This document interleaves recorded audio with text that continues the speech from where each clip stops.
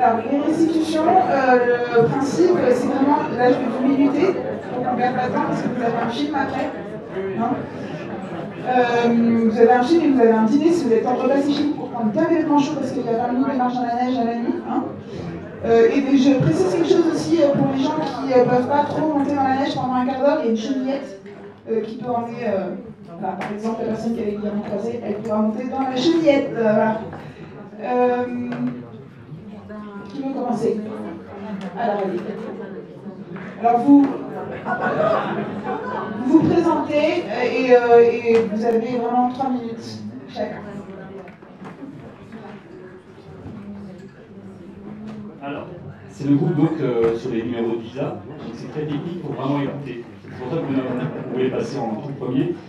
Donc avant de faire tous les changements qu'on a souhaités, qui sont très pragmatiques et qui vont devenir très vite utopiques, on va rappeler comment ça fonctionne un petit peu les numéros de visa. Donc les 3 catégories qui existent.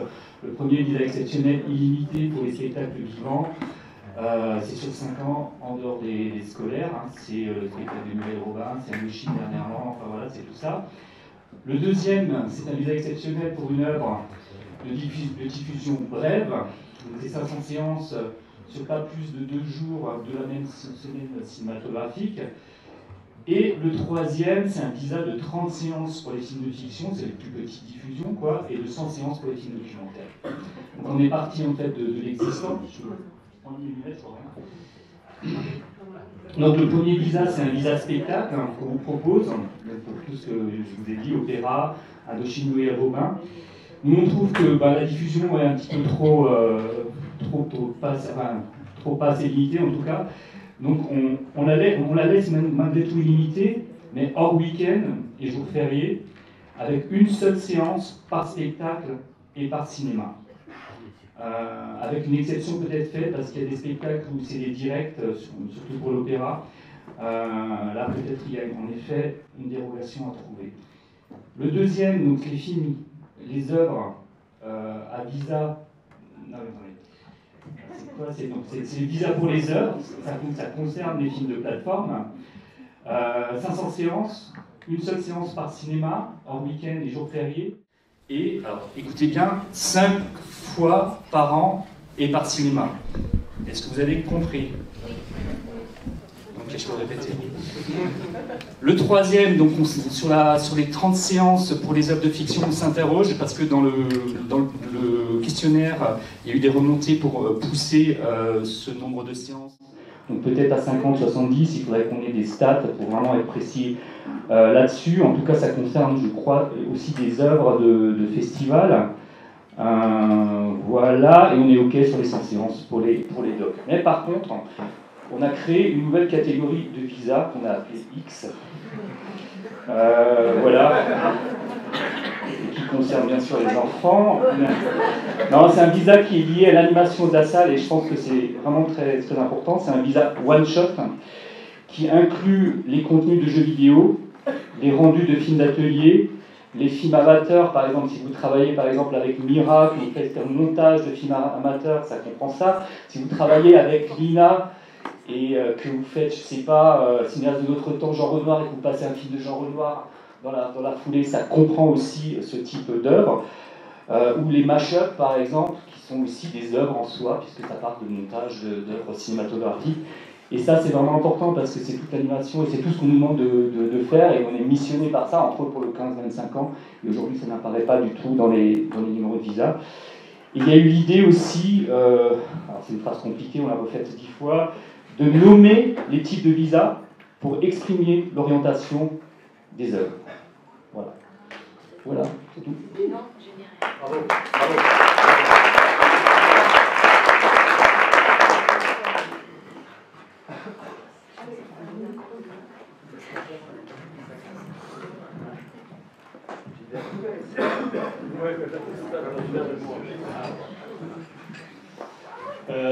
Donc nous sommes questionnés sur programmer un film recherche et découverte, est-ce si difficile?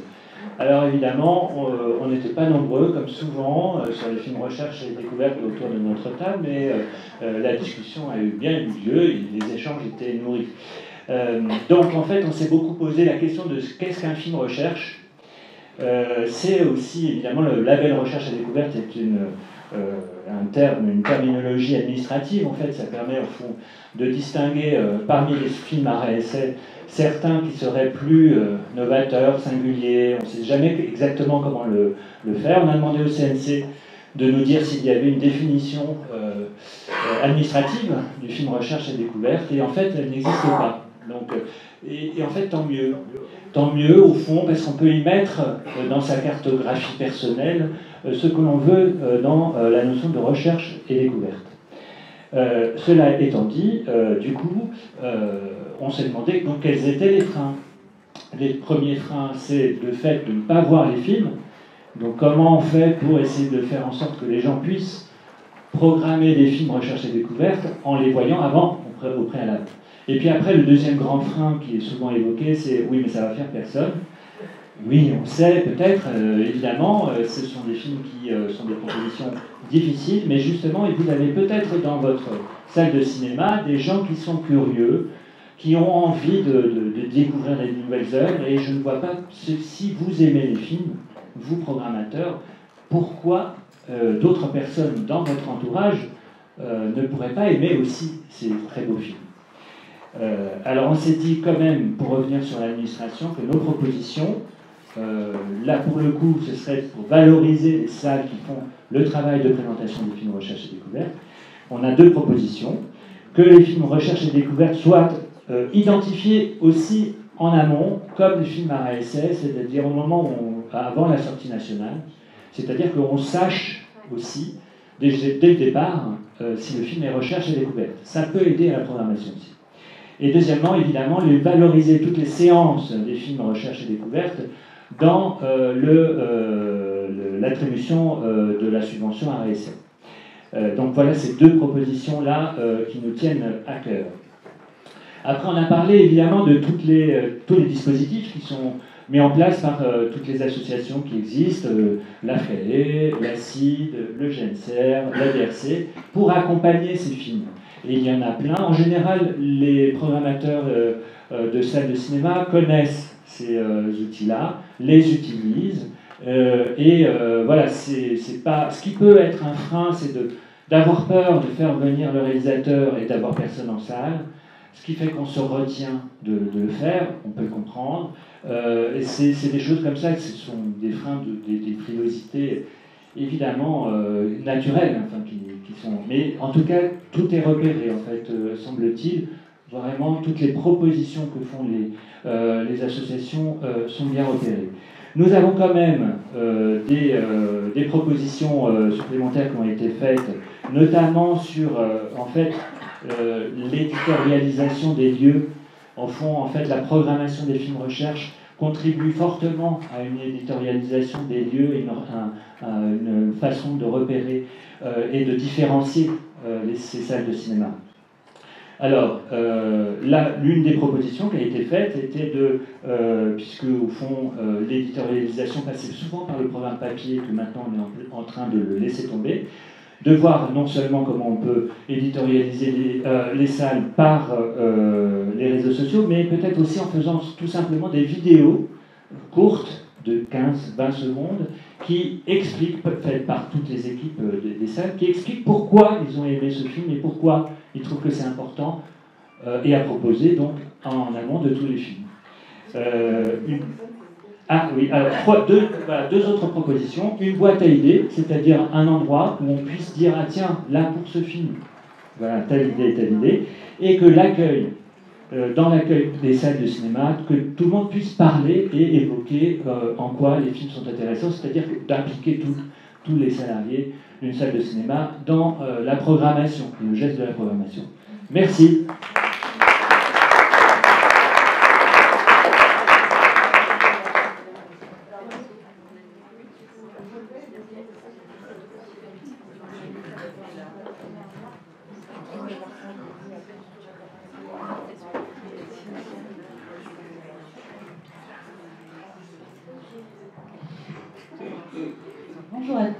Bonjour à tous.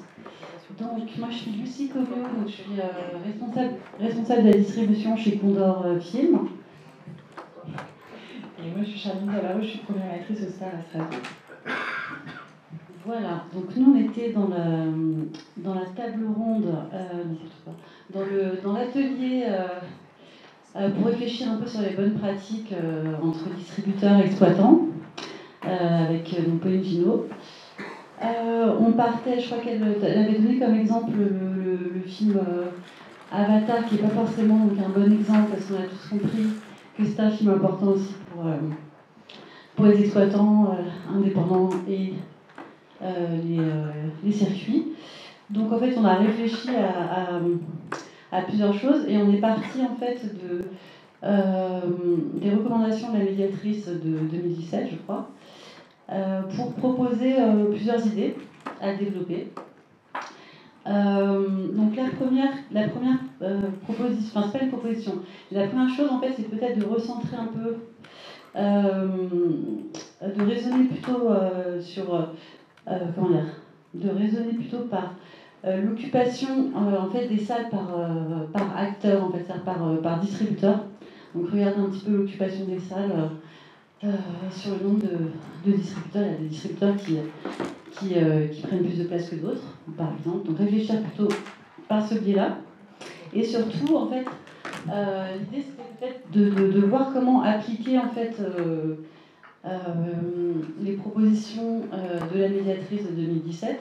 Et pour ça, peut-être faire en fait un espèce de bureau, en fait un bureau de veille pour regarder un petit peu la multidiffusion avec le CNC. C'est-à-dire, en fait, on partirait de la base de la médiatrice et on propose, nous, de faire un petit bureau de veille tout ensemble. Et tous ensemble, parce qu'il y a aussi un homme avec nous, tous ensemble, parce que en fait, Pauline a mis en place un système d'analyse en fait, où on peut voir, je sais pas, mensuellement, regarder un petit peu les pratiques au quotidien dans les salles et faire un petit bureau de veille, c'est ça en fait, je ne sais pas si j'explique très bien. Et faire aussi un petit travail pédagogique avec la FNDF par exemple, sur le partage de ces règles-là. Peut-être qu'elles ne sont pas bien comprises, peut-être. Donc voilà, et notamment peut-être Charlie. Du coup, on s'est évidemment aperçu que ces règles existent, c'est juste qu'on n'a pas vraiment de manière de les faire appliquer. Je parle quand même sous l'égide de la médiatrice et du CNC. Par contre, on s'est posé la question, en fait, parce qu'on ne va pas, sur ce genre de chevauchement, on ne va pas aller au Conseil d'État, on ne va pas faire passer une loi, enfin, ça va être, potentiellement, ça peut rentrer dans plein de choses. Mais voilà, la question était juste soulevée avec le CNC de se dire que là, par exemple, sur la formation des violences sexistes, ça a été rendu obligatoire pour pouvoir toucher des subventions. Et en fait, à un moment donné, pourquoi des salles qui, tout au long de l'année, sur différentes choses, à la fois sur du chevauchement, mais sur, je sais pas, plein de petites règles, s'ils ne sont, en fait, il pourrait y avoir une première alerte, une deuxième alerte, une troisième alerte, et qu'à un moment donné, les salles qui ne sont pas pérennes en fait là-dessus puissent potentiellement moins toucher ou pas toucher de subventions, et que ça puisse rentrer là-dedans. Donc ça peut être une idée de... Encore une fois, ça reste les salles qui ont signé cet accord en fait. C'est uniquement les salles qui en 2017 ont signé cet accord, et cet accord qui est voué à être modifié bientôt, enfin qui est en réflexion aussi. Mais voilà, en tout cas c'est peut-être parce que c'est compliqué chaque semaine de faire des analyses et tout ça, et là on est dans la capacité de le faire, voilà, et donc ça pourrait être intéressant de prendre ce temps-là. Et évidemment c'est aussi en fonction des typologies de salles, des zones de chalandise, etc. Enfin voilà, toutes les conditions ne sont pas les mêmes pour chacune des salles. Mais voilà, enfin c'est ce qu'on propose. Ça reste un gros chantier, mais je sais pas. Voilà, c'est des propositions à développer.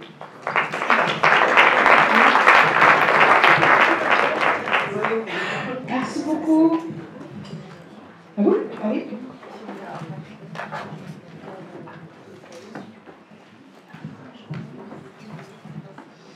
Bonjour à toutes et à tous. Nous, donc, on était sur le sujet de la data et du partage de données sur le portail. Et c'est un sujet qui est très très vaste. Voilà, on voulait savoir pour les gens dans le métier quelles étaient les données qu'on voulait partager, qu'on voulait accessibles, qu'on voulait partager entre nous et avec le public.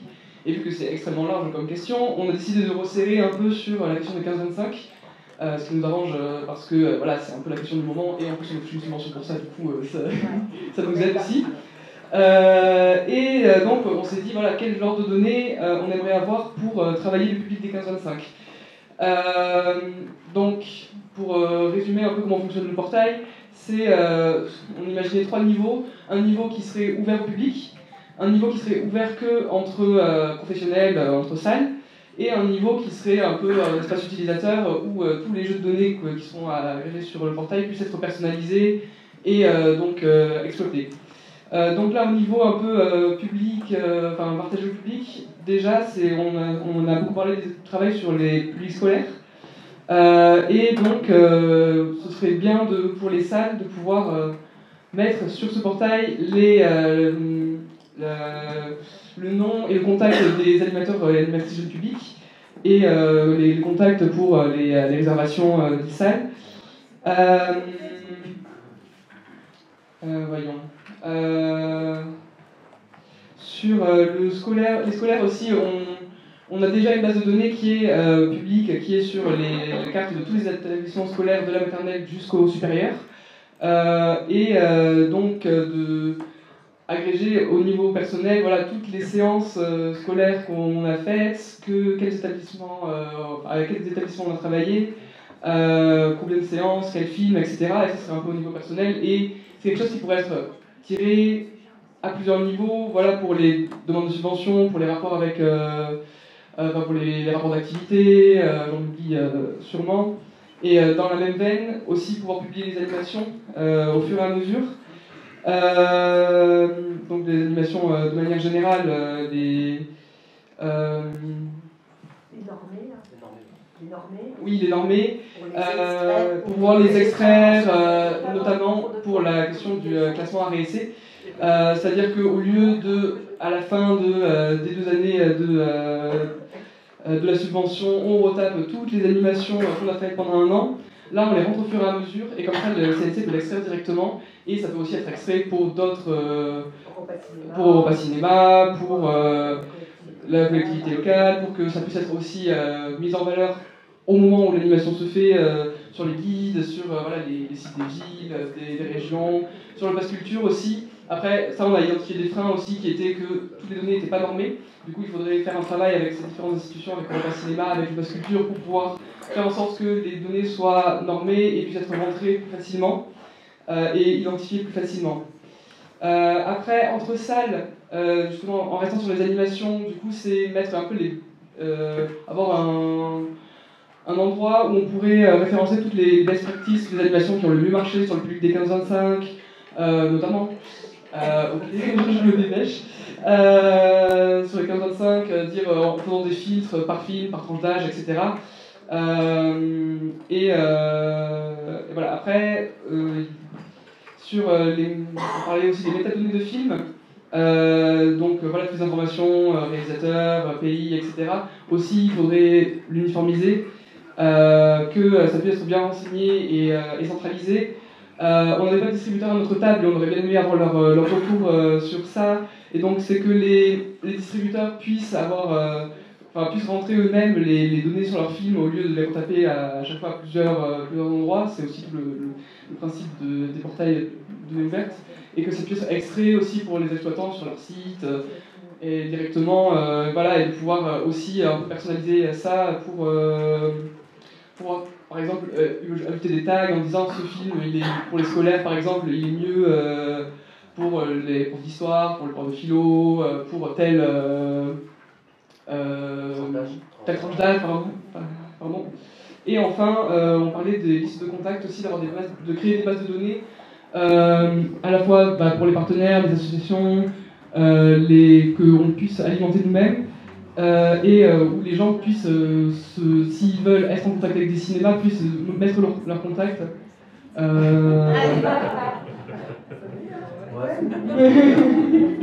Elle me regarde mal, du coup je conclue sur ça.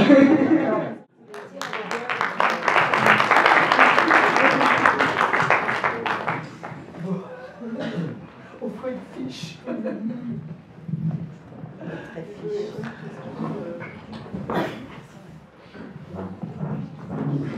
Bonsoir, donc moi je suis Aurore Cressard d'Almeida, je suis déléguée générale d'Auvergne-Rhône-Alpes Motion, un cluster qui regroupe les professionnels des filières images en mouvement et jeux vidéo, et William Benedetto, directeur du cinéma à l'Alhambra à Marseille. donc Donc il y a voilà, le groupe sous l'égide de l'AFCAE, dont je ne me rappelle plus le titre du... faire des liens entre les régions et les acteurs des territoires. Donc il y a 4 propositions qui sont sorties de notre discussion. La première consisterait à élaborer une sorte de catalogue de toutes les animations, façons d'accompagner les films qui se déroulent dans les salles, et avec aussi l'envie, je ne sais pas si vous voyez la carte qu'a fait l'AFCAE avec tous les points qui représentent les salles de cinéma à l'échelle du pays, et de se dire que peut-être cette carte elle pourrait s'animer. C'est Noël, donc c'est un peu de rigueur, de lumière à chaque fois qu'il se passe une animation. Et ce serait peut-être rigolo de voir, voilà, tel soir, dans 300, 400, je ne sais pas, il faudrait faire le compte, à quel point ces salles, du coup, allument les territoires, sont des lieux où il se passe des choses, sont vivantes, il y a des débats, il y a des rencontres, etc. etc. En tout cas, de trouver une façon, du coup, de valoriser cette dimension-là. Donc catalogue et aussi des outils plus fun entre guillemets, j'ai envie de dire. En fait, l'objectif, nous, c'était vraiment de donner de la visibilité un maximum à toutes les actions, à tous les dispositifs, de manière à valoriser les politiques en faveur du cinéma qui sont mis en place, de manière à les encourager encore plus, donc que ce soit gagnant-gagnant. Et donc l'objectif, c'était toujours dans cet axe de communication, simplement d'utiliser un outil qu'on connaît toutes et tous, mais qui est la newsletter, mais qui peut très bien marcher à l'échelle régionale. Elle est déjà a priori bien utilisée sur la région sud-est, ça fonctionne bien, mais en tout cas d'avoir un endroit qui permette véritablement de regrouper toutes les actions, et pas uniquement sur l'exploitation. Ça peut être quelque chose d'un petit peu plus large, en tout cas qui concerne le cinéma plus largement, la création, en tout cas qui permettent de regrouper, encore une fois, de manière régulière et à un seul endroit, tout ce qui concerne nos activités. Alors là, sur une proposition encore plus ambitieuse, ouais, on en est à la 3e proposition, pourquoi pas envisager une journée nationale porte ouverte des cinémas. C'est-à-dire qu'on se mettrait tous d'accord, toutes et tous, sur une date, lors de laquelle, en fait, ce serait l'occasion pour rendre visible, faire de la pédagogie auprès des élus, auprès des techniciens, des techniciennes, des départements, des régions. Ah, c'est la fin du trop. C'est parce que c'est le film bientôt. Et donc, du coup, de faire en sorte, en tout cas, d'identifier un moment, l'espace des salles de cinéma comme étant... Ah, non. Oui, merci. Non, merci. Donc voilà, en tout cas, une journée qui permette de faire de la pédagogie. Alors, je ne vais pas décliner, mais en tout cas de manière à ce que les élus puissent véritablement prendre le pouls directement de ce qui se passe dans une salle de cinéma, rencontrer les acteurs, les actrices locaux, et aussi joindre, en tout cas inviter les spectateurs, les spectatrices, que ce soit aussi le moment d'un mélange entre les publics et des acteurs et des politiques. Ça pourrait aussi se faire sur une séance scolaire, par exemple, ou des choses comme ça. Donc en fait, il y a la journée nationale des chats Angora, il y aurait la journée nationale des salles de cinéma. Voilà. Non mais bon, en tout cas, c'était l'idée de trouver des moyens de sensibiliser les élus locaux, notamment, sur ce qui se passe réellement dans les salles de cinéma à réaliser. Et la dernière proposition, c'est d'être dans quelque chose de beaucoup plus précis, c'est-à-dire une journée de formation spécifique ou une demi-journée, il faut voir sur les timings, là vraiment en direction des élus et des techniciens aussi, parce qu'il faut toujours que ça fonctionne ensemble, un peu sur le modèle qui a été fait par la CAP récemment en région Hauts-de-France, qui a réussi à réunir 120 élus sur une journée pour les sensibiliser à la salle de cinéma comme lieu que vous connaissez tous, les qualificatifs qu'on peut rajouter, et voilà. Voilà les 4 propositions. Merci.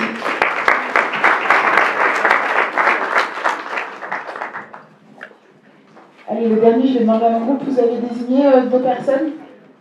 Super.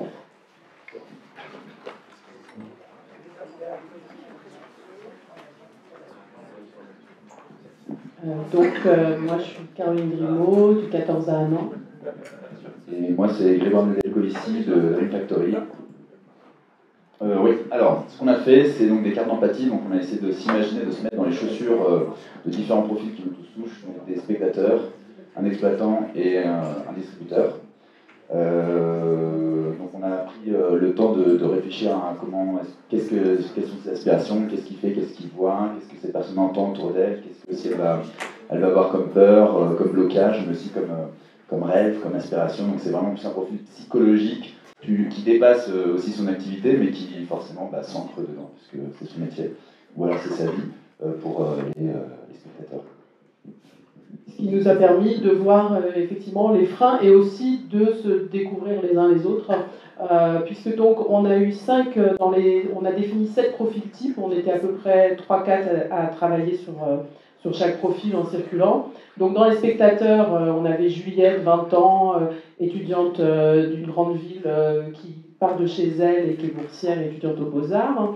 On avait un adolescent de 17 ans en zone rurale et en classe littéraire qui était plutôt un non-spectateur. On avait un retraité rural de 62 ans qui était un spectateur. On avait Franck, 50 ans, ouvrier non-spectateur, mais heureusement, grâce à ses enfants qui lui conseillaient Netflix, il y avait de l'espoir. Michel, 70 ans, qui était prof et retraité, qu'on connaît tous.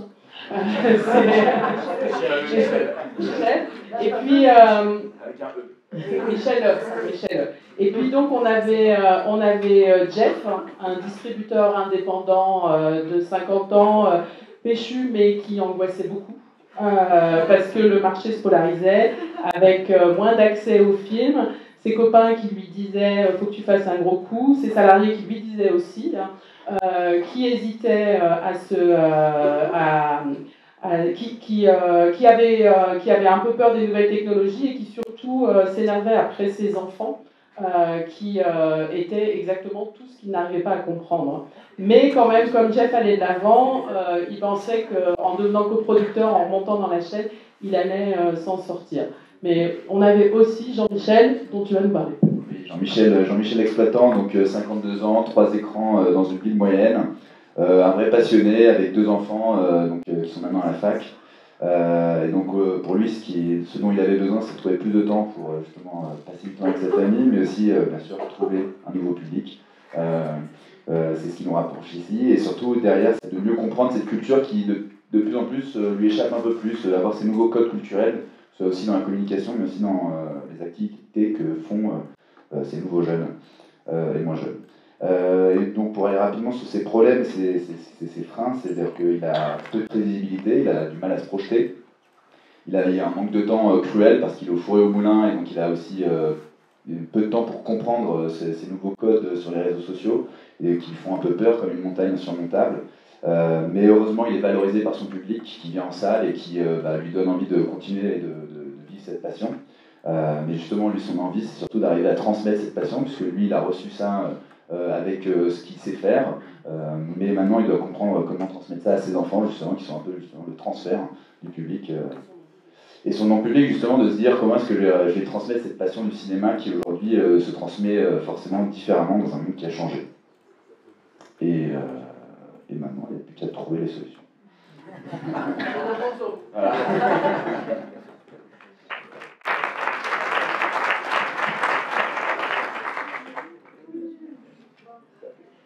Merci beaucoup pour votre présence, vos travaux. Ces propositions-là, elles seront reprises. J'espère qu'elles seront portées par les organisations professionnelles et qu'on pourra en reparler en juin à Caen.